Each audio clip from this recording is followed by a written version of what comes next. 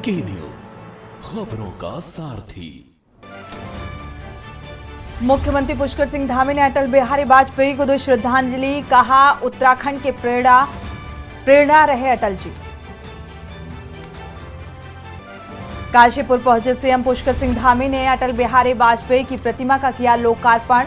Shri Ramapuram colony में वाजपेयी की आदमकद प्रतिमा का किया लोकार्पण। ध्याड़ियों से मिलने और उनकी कुशलता जानने के लिए देवरा यात्रा पर निकली नैडी देवी की डोली नगली ढमकर गांव से विदा होकर प्रवास पर पहुंची कासुआ। नकल विरोधी कानून को लेकर धामी का आया बयान, कहा उत्तराखंड में सख्त नकल विरोधी कानून लागू करना युवाओं के हितों के प्रति हमारी प्रतिबद्धता। प्रदेश में बढ़ते कोरोना के बीच नैनीताल में बड़ी लापरवाही, कोरोना अलर्ट होने के बावजूद सुरक्षा के इंतजाम नहीं, जिले के सरकारी अस्पतालों में कोरोना जांच किट नहीं पाई गई। और खनन को लेकर हुआ खूनी संघर्ष, दो गुट आमने सामने, दोनों ओर से की गई ताबड़तोड़ फायर। आप देख रहे हैं के न्यूज, खबरों का सारथी। खबर उत्तराखंड के साथ मैं सोनी चौहान। खबरों की शुरुआत अहम खबर के साथ। काशीपुर के ग्राम अजीतपुर में खनन को लेकर दो गुट आमने सामने आ गए, दोनों ही ओर से ताबड़तोड़ फायरिंग चली। लाठी डंडों और नंगी तलवारों का जमकर इस्तेमाल किया गया। घटना में कुछ लोगों के घायल होने की भी खबर सामने आ रही है। सूचना पर पहुंचे पुलिस प्रशासन में हड़कंप मच गया। पुलिस ने घटनाक्रम की जानकारी लेते हुए घायल लोगों को चिकित्सालय भेजा है। अग्रिम कार्रवाई जारी है। क्या घटनाक्रम है, क्या है पूरा मामला? देखिए, अभी लगभग 45 मिनट पहले एक सूचना मिली थी कि आईटीआई थाना क्षेत्र में ये एक हमारे क्षेत्र में गांव है अजीतपुर और यूपी साइड में एक गांव है घोसीपुरा। इस दोनों गांवों के मध्य में एक रास्ता है। इस रास्ते से खनन की गाड़ियों को ले जाने के संबंध में किसी बात पे विवाद हुआ। विवाद में दोनों पक्ष एक दूसरे मिले, जिसमें घोसीपुरा का जो दूसरा पक्ष था, जो यूपी साइड का है, उनके द्वारा फायरिंग की गई, जिसमें इस साइड के दो लड़कों को जो अभी चिकित्सक के द्वारा बताया गया तो 312 बोर के कुछ छर्रे लगे हुए हैं और दोनों लड़के अभी खतरे से बाहर हैं। इनका इमरजेंसी में अभी ट्रीटमेंट भी चल रहा है। हमारी टीमें घटनास्थल पे भी मौजूद हैं। हम स्वयं यहाँ पे अस्पताल में मौजूद हैं। तहरीर आ रही है, अभियोग पंजीकृत करके और इस पर शीघ्र हमारे द्वारा कार्रवाई सुनिश्चित की जाए। उत्तराखंड में एक बार फिर विपक्ष ने अंकिता भंडारी हत्याकांड के मुद्दे पर सरकार की घेराबंदी शुरू कर दी है। दरअसल कांग्रेस मुख्यालय देहरादून में आज कांग्रेस प्रदेश अध्यक्ष करण माहारा ने प्रेस कॉन्फ्रेंस की और इस दौरान उन्होंने साक्ष्य मिटाने के आरोप में विधायक रेणु बिष्ट के खिलाफ कार्रवाई की मांग की है। साथ ही मुख्यमंत्री पुष्कर सिंह धामी के इस्तीफे की मांग की। करण माहारा का कहना है कि विधायक रेणु बिष्ट के कहने पर रिजॉर्ट में जेसीबी चलाकर साक्ष्यों को मिटाया गया था और ये बात कोर्ट में अंकिता भंडारी हत्याकांड के गवाह जेसीबी चालक दीपक ने कोर्ट में गवाही देते हुए कही है।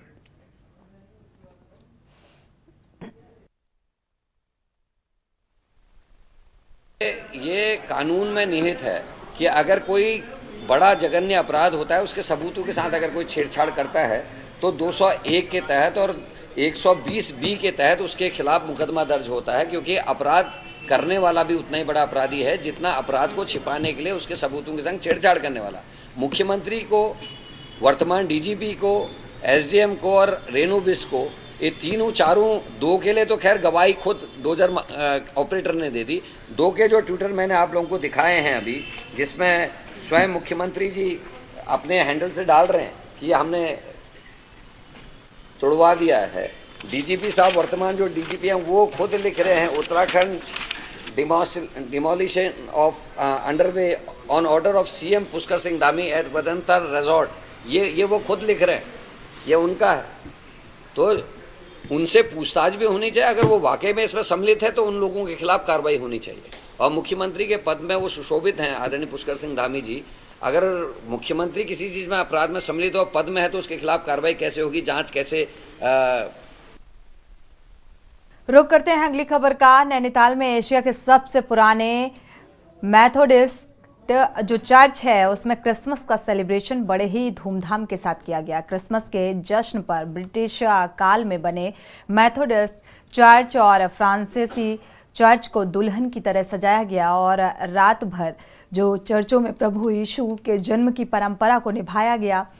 सुबह से ही चर्चों में प्रार्थना का दौर शुरू हो गया। मल्लीताल के ऐतिहासिक मेथोडिस्ट चर्च में भारी संख्या में लोग प्रार्थना करते हुए नजर आए। स्थानीय लोगों ने भी क्रिसमस के मौके पर चर्च पहुंचे और देश दुनिया को प्रेम का संदेश देते हुए विश्व शांति और खुशहाली की प्रार्थना की।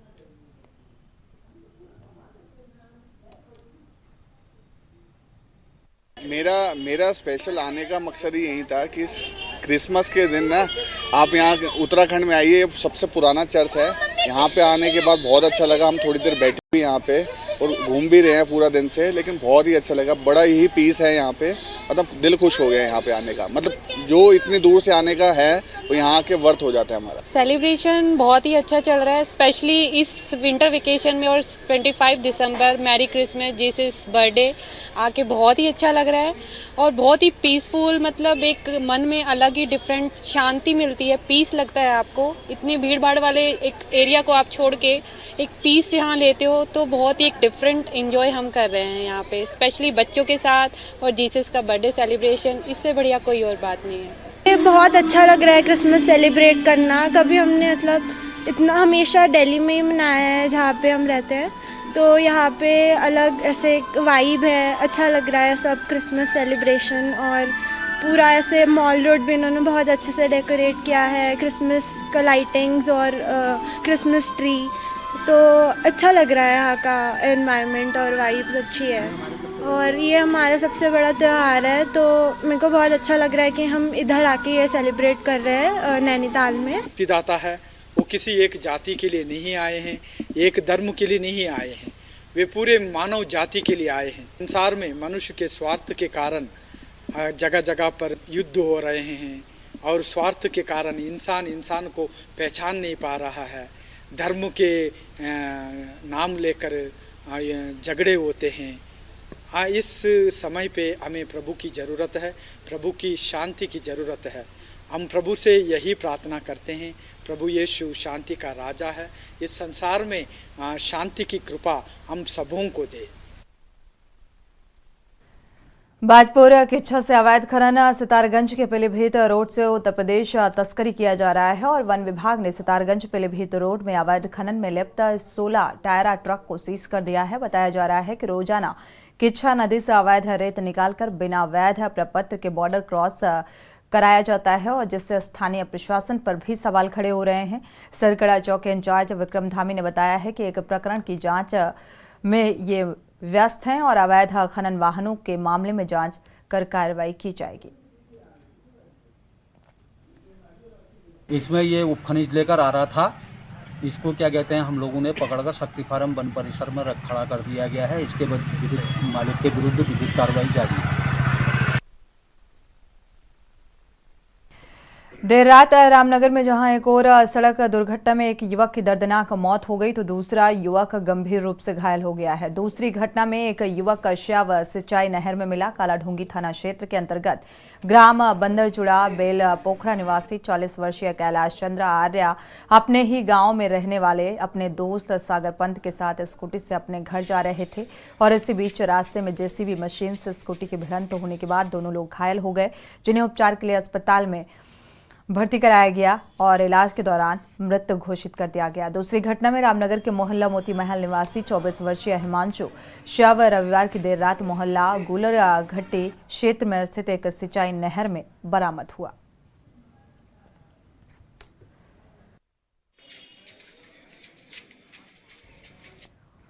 रुक करते हैं अगली खबर का। मुख्यमंत्री पुष्कर सिंह धामी ने पूर्व प्रधानमंत्री भारत रत्न स्वर्गीय अटल बिहारी वाजपेयी जी की जयंती पर मुख्यमंत्री आवास में उनके चित्र पर श्रद्धा सुमन अर्पित कर श्रद्धांजलि अर्पित की और कहा कि स्वर्गीय अटल बिहारी वाजपेयी कुशल प्रशासक, राजनीतिज्ञ, लोकप्रिय जननेता के साथ महान वक्ता भी थे, जिन्हें समाज के सभी वर्गों के लोग सम्मान देते थे और स्वर्गीय वाजपेयी के लिए राष्ट्रहित सर्वोपरि रहा। अटल जी उत्तराखंड राज्य के प्रणेता रहे। उन्होंने न केवल उत्तराखंड राज्य का निर्माण किया बल्कि राज्य विकास के लिए आधार भी तैयार किया। स्वर्गीय अटल बिहारी वाजपेयी जी की जयंती को सुशासन दिवस के रूप में मनाया जा रहा है।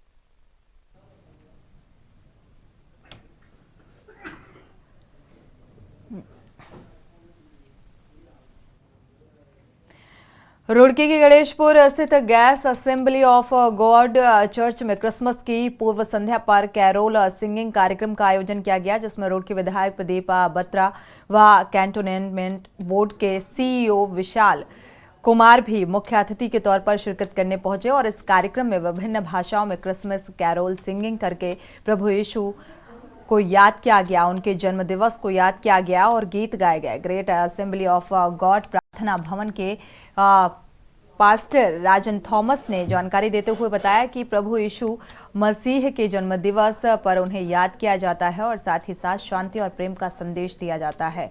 कार्यक्रम में नगर के विभिन्न समुदाय के लोग यहां पर पहुंचे और प्रार्थना की शुभकामनाएं दी।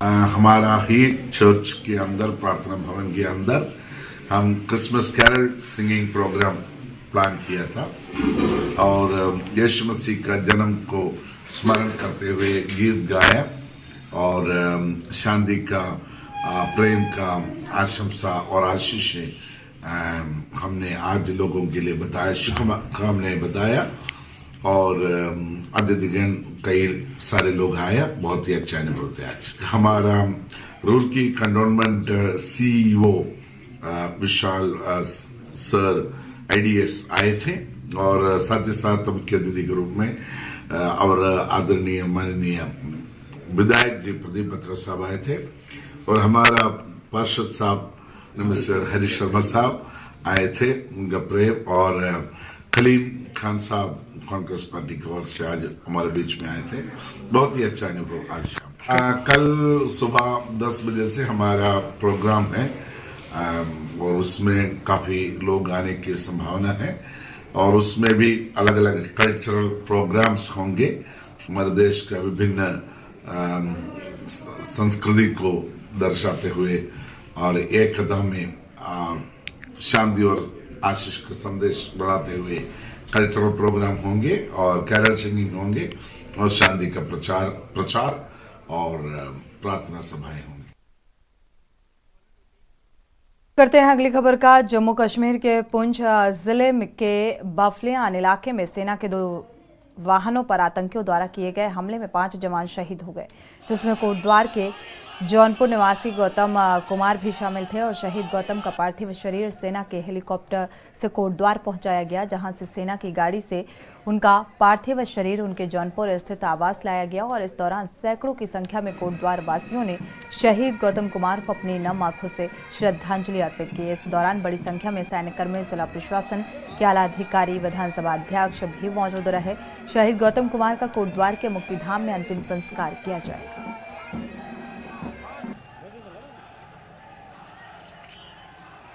गौतम कुमार ने आज सर्वोच्च बलिदान दिया है।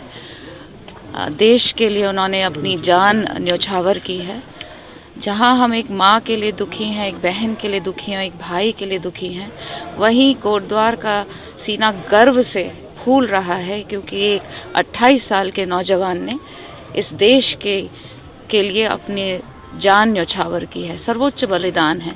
तो जहां एक तरफ गर्व का अनुभूति है कि कोटद्वार में शहीद लौटा है, अपनी जान देकर लौटा है, वहीं परिवार दुखी है, परेशान है, लेकिन वो भी समझता है कि उनके बच्चे ने देश के लिए अपनी कुर्बानी दी है। खबर सितारगंज से है, जहां अयोध्या में निर्माणाधीन श्री राम मंदिर में पूजित अक्षता कलश यात्रा अमरिया चौराहे से प्रारंभ होकर केच्छा रोड मोनी बाबा मंदिर होते हुए सनातन धर्म मंदिर में संपन्न हुई, जिसमें बड़ी संख्या में मातृ शक्ति कलश लेकर यात्रा में शामिल हुई। तो जय श्री राम के नारों से सितारगंज शहर गूंजता हुआ नजर आया।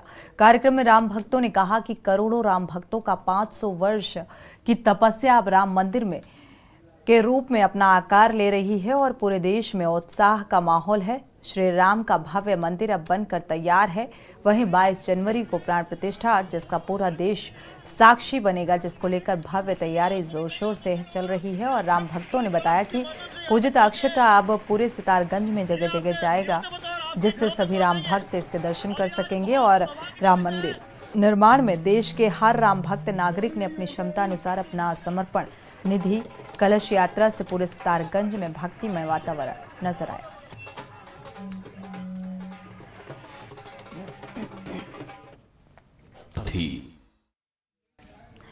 ब्रेक से वापस आ रहे हैं, रुक करते हैं अगली खबर का। मुख्यमंत्री पुष्कर सिंह धामी ने मुख्यमंत्री आवास देहरादून स्थित मुख्य सेवक सदन में उत्तराखंड चिकित्सा सेवा चयन बोर्ड द्वारा चयनित नर्सिंग अभ्यर्थियों को नियुक्ति पत्र प्रदान किए और कार्यक्रम के दौरान चयनित करीब 1376 अभ्यर्थियों से 200 अभ्यर्थियों को मुख्यमंत्री द्वारा नियुक्ति पत्र प्रदान किया गया। शेष सभी अभ्यर्थियों को स्वास्थ्य विभाग द्वारा नियुक्ति पत्र प्रदान किया गया और मुख्यमंत्री नियुक्ति पत्र प्राप्त करने वाले नर्सिंग अभ्यर्थियों को शुभकामनाएं दी। साथ ही आशा व्यक्त की कि चयनित सभी नर्सिंग अधिकारियों को लगन व कड़ी मेहनत के साथ अपने कर्तव्यों का निर्वहन करेंगे और राज्य के विकास और जनसेवा के लिए हमेशा तत्पर रहेंगे। उन्होंने ये भी कहा कि नर्सिंग अधिकारी अपने दायित्व बहुत महत्वपूर्ण तरीके से निभाएं और ग्राउंड लेवल पर समाज में स्वास्थ्य जागरूकता बढ़ाने और स्वास्थ्य संबंधी समस्याओं के मुद्दों पर जनता को शिक्षित करने का दायित्व भी नर्सिंग अधिकारियों का ही होता है।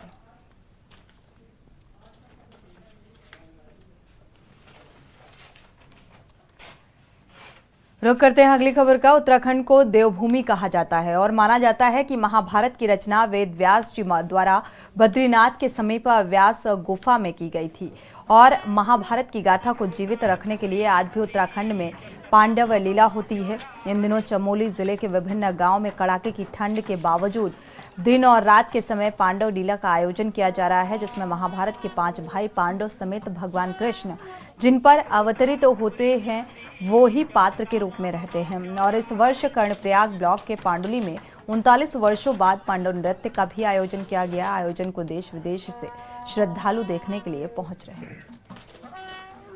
हमारे गांव में तो जो है 40 साल पे शुरू होने के बाद ये पांडव लीला हो रही है और पहले तो अन्य भी के थे, लेकिन अब जो है हमने प्रयास किया तो थोड़ा जो है इसको वो किया है, इसको आयोजन करवाया है।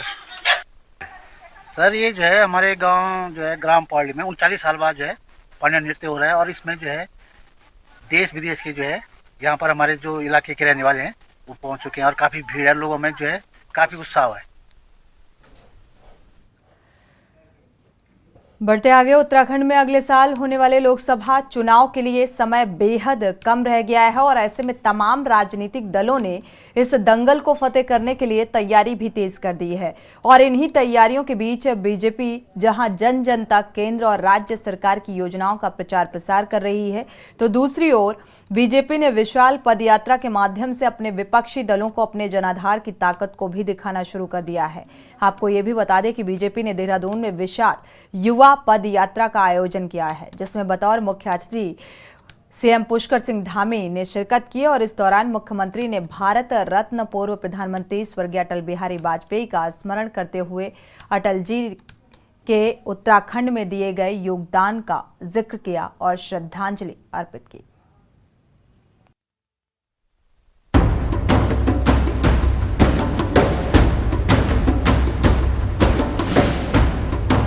देवभूमि उत्तराखंड के लोकसभा चुनाव को फतेह करने के लिए तमाम राजनीतिक दलों की तैयारियां तेज हो गई हैं। उत्तराखंड की 5 लोकसभा सीटों पर इस समय भाजपा का कब्जा है। भाजपा को पूरी उम्मीद है कि 2024 में भी जनता भाजपा की जीत की ही हैट्रिक लगाएगी। वहीं लोकसभा चुनाव से पहले भाजपा ने अभी से प्रचार प्रसार भी तेज कर दिया है। भाजपा ने विशाल पद यात्रा के माध्यम से अपने विपक्षी दलों को अपने जनाधार की ताकत को भी दिखाना शुरू कर दिया है। आपको बता दें कि भाजपा ने देहरादून में विशाल युवा पद यात्रा का आयोजन किया और जिसमें बतौर मुख्य अतिथि सीएम पुष्कर सिंह धामी ने शिरकत की। इस दौरान मुख्यमंत्री ने भारत रत्न पूर्व प्रधानमंत्री स्वर्गीय अटल बिहारी वाजपेयी का स्मरण करते हुए कहा है कि अटल जी ने उत्तराखंड राज्य बनाया था और अब मोदी जी उत्तराखंड को संभाल रहे हैं। पीएम मोदी भारत को विश्व गुरु बनाने के लिए निरंतर कार्य कर रहे हैं और उनके नेतृत्व में देश हर क्षेत्र में तेजी से आगे बढ़ रहा है। वैश्विक स्तर पर भारत को नई पहचान मिली है। वहीं विपक्ष ने सीएम के इन दावों को जनता की आंखों में धूल झोंकने वाला बताया है। साथ ही बेरोजगारी, महंगाई, बदहाल कानून व्यवस्था समेत तमाम मुद्दों के सहारे भाजपा को सबक सिखाने का दावा किया है। इसलिए चाहे गठबंधन करो, चाहे आप जब दल समाप्त होते हैं तो फिर वो संघर्ष समिति का सहारा लेते हैं। इन सारों के अवस्था में यहाँ का युवा, यहाँ की महिला, यहाँ का मजदूर सारा भारतीय जनता पार्टी साथ है। इसका प्रथम स्वरूप आज हमने दिखाया है। एक रैली हो रही है भाजपा की, चाहे मोदी है ना यात्रा हो या भाजपा के कोई भी दूसरे कार्यक्रम आप उठाकर देख लीजिए, चाहे वो गृह मंत्री और प्रधानमंत्री के ही कार्यक्रम क्यों न हो, वहाँ भाजपा कार्यकर्ताओं की भीड़ कम होती है। इंस्टीट्यूट के, कॉलेजों के बच्चे जो है ज़्यादा होते हैं और आंगनवाड़ी के कार्यकर्ता हों या एएनएम, जीएनएम हों, इन सरकारी विभागों पर इनका दबाव रहता है। लेकिन युवा मोर्चे जैसे कार्यक्रमों पर जो है आप संस्थानों से, इंस्टीट्यूट से, कॉलेजों से बच्चे लाएंगे और आप कहेंगे कि ये युवा मोर्चा की भीड़ है, तो जनता सब कुछ जानती है, समझती है। भाजपा कि संगठन की चूलें हिल चुकी हैं, जमीनी स्तर पर भाजपा के कार्यक्रम जो है सफल नहीं हो रहे। वहीं 2024 के लोकसभा चुनाव से पहले कांग्रेस विधानसभा वार सम्मेलन करने, संगठन को मजबूत करने के साथ ही आगामी कार्यक्रमों की रूपरेखा तैयार कर रही है। इसके साथ ही कांग्रेस हाईकमान ने संगठन में बड़ा फेरबदल करते हुए कई राज्यों के प्रभारी भी बदले हैं और इसी कड़ी में कांग्रेस हाईकमान ने उत्तराखंड कांग्रेस प्रभारी देवेंद्र यादव की विदाई करते हुए उनकी जगह प्रभारी की जिम्मेदारी सौंपी है। इसके साथ ही साथ प्रभारी की जिम्मेदारी पूर्व केंद्रीय मंत्री रही कुमारी सैलजा को दी है। कुमारी सैलजा वर्ष 2017 के उत्तराखंड विधानसभा चुनाव में बतौर स्क्रीनिंग कमेटी में शामिल रहीं। उत्तराखंड कांग्रेस में प्रभारी रहते हुए देवेंद्र यादव छत्रपों की जिस गुटबाजी पर लगाम लगाने में नाकाम रहे, कुमारी सैलजा के सामने सबको एकजुट करना पहली चुनौती होगी।